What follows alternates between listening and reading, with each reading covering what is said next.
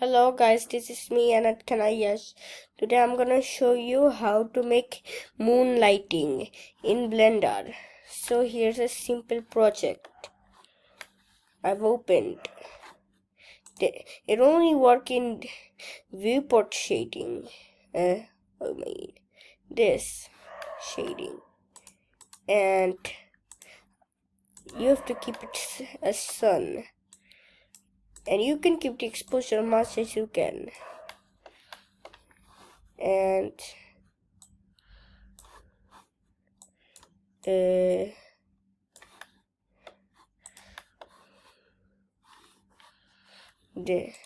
used sorry, I've done on. Here is it, a moonlighting. Keep the exposure, but too much can destroy moonlighting. So you can even keep the stress anything you want. So thank you for watching. More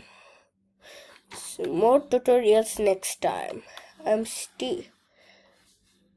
a little bit expert with Blender, and thanks to YouTubers like Blender Vital, I didn't watch from someone by making this tutorial. I know myself, and I've learned many tricks by Benar, Wise Frog, and Blender Vital.